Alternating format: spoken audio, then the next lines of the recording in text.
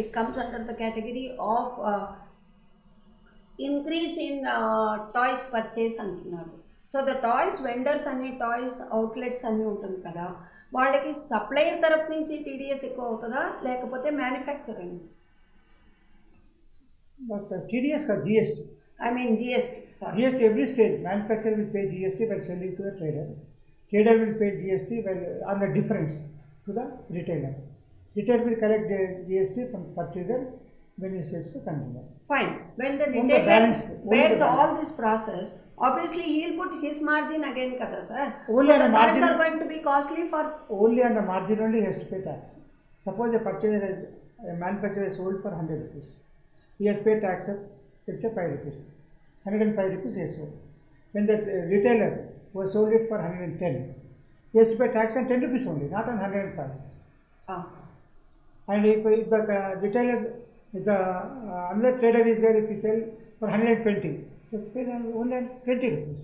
The difference only. He need not pay on the total amount. Earlier it was there, but now after GST, the cascading effect has been reduced. But by this way, don't you think the people purchasing toys and all for their children will be very much in less ratio of purchases? That is different. Government tax collection is different and... No sir, tax is based on the people's supply against demand. So when there is a demand from the public for the toys, obviously the supply has to be equally. When supply is there, then manufacture. It's a chain link. So when the supply is there and the retailer buys it, from retailer the purchaser buys, the common customer, is it, if it is costing so much, why will a customer buy for the toys? The children will be lacking behind playing their childhood without toys. It is not like that. It is the paying capacity of the person who is going to purchase. That is important. But not all can afford to do so. They cannot, when they don't have money, they don't go for purchase. That is the only alternative. Next, in this budget, what has happened is CapEx, this capital expenditure has increased to 33%, increased by 33%. Yes. In this budget 23-24, the government has proposed 10 lakhs crore capital investment to steep hike of 33% for the third year in a row to enhance growth potential and job creation, crowd in private investments, and provide a cushion against global headwinds. Effective capital expenditure of center to be 13.7 lakh crore. Capital investments outlay to be 3.3% of GDP, that is financial for the year 23-24. Effective capital expenditure of center at the 13.7 lakh crore for the year 13.7 23-24. Means during this year, the capital expenditure has been increased by more than 30% compared to last year. The government is spending heavily on the roads, railways, airports, and connectivity, transportation, communication, and all these things. The government is providing all infrastructure for the development, because this cannot be undertaken by the individual companies or individual institutions. The central government is taking responsibility to improve the infrastructure for the nation, and that is for that reason the government wants to spend heavily on infrastructure development. This is why in this year the government has proposed to spend 10 lakh crores on infrastructure development. Next one is defense. The defense expenditure is hiked by 13%. Defense budget increased to 5.94 lakh crores from last year 5.25 lakh crores. Rupees 1.62 lakh crores set aside for capital expenditure, including purchase of new weapons, aircraft, warships, and other military hardware. For the year 23-23, the budget allocation for capital outlay was 1.52 lakh crores. With regarding protection of budgets, borders, the government is spending heavily on infrastructure development in defense sector. The national security. In the defense sector. Yeah, through defense sector. Through defense sector. And the defense sector capital, the revenue allocation has increased from 5.25 lakh crores to 5.94 lakh crores, out of which 1.62 lakh crores for capital expenditure, maybe roads or purchase of vehicles or purchase of systems, purchase of aircrafts for all this and purpose. Also drones. Drones are being also purchased. So then when it is told that, and there is also simultaneously the FMS also declared that the old vehicles above 25 years or 30 years, some ceiling sheet old, so that will be banned on the roads, and new vehicles will be replaced. Is it only for the central government vehicles, or is it for the common man's vehicle also? There is a ceiling. The government proposed only for government to replace government vehicles existing more than 15 years old 15 years. to reduce the pollution. Okay. And for private vehicles, is not yet proposed, only for government vehicles. Okay. Next, with regarding MSME, Yeah. revamped trade guarantee scheme for MSME to effect to increase with inclusion of 9,000 crores in corpus fund. The scheme would enable additional collateral guaranteed credit of 2 lakh crore and also reduce the cost of credit by 1%.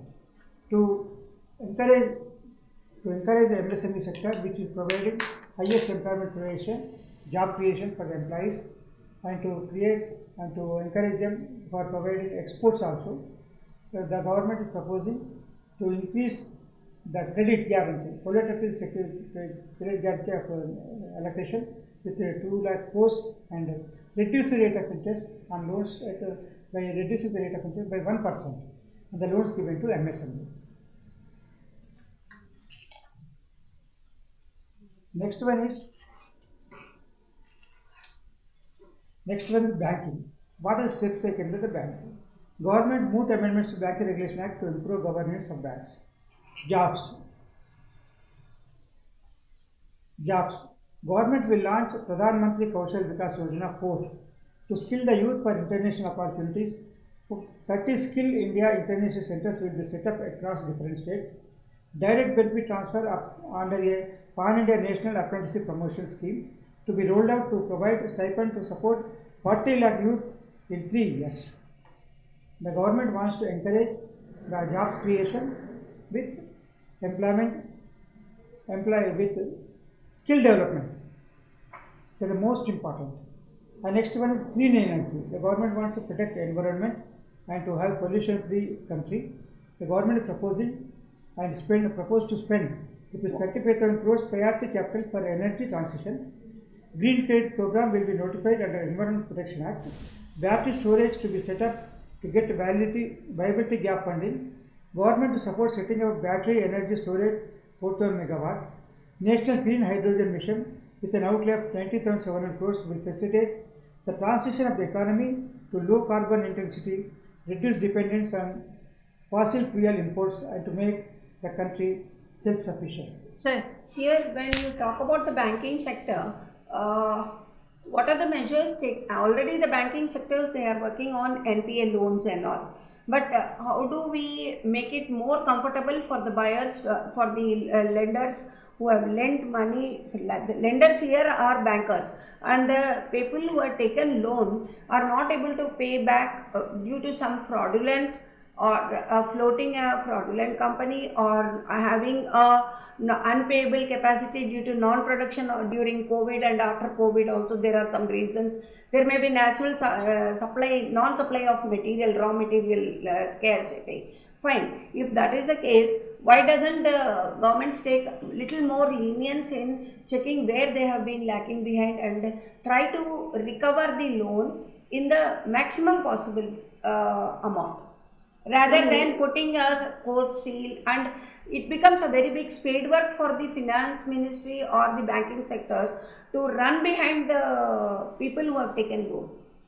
See, that's what's happening. There are two types of borrowers. One is fraudulent borrowers and another is genuine borrowers. There may be defaulters, even genuine borrowers also, because of market conditions, because of delay or some problem. There may be delay also. But fraudulent transactions, it will be covered the banking review, because the transactions are seems to be on the paper only. It is not factual. So that is very easy to identify and track the transaction. That is because either GST will take care of it, or TDS will take care of it, or any other things will take care of it to catch the fraudulent transactions. About the genuine transaction borrowers also, there may be NPAs because of delay in receipts or delay in production, delay in acceptance of supplies. All these things may be cause some delay, but as you said, that NPA norm should be increased for manufacturing sector, at least for manufacturing sector by 1 year instead of 90 days, to encourage the manufacturing sector in India, especially MSME sector. Otherwise, every MSME will become, MSME account will become NPA, even if those loans are fully secured with collateral securities. This is another proposal or another suggestion, you can say.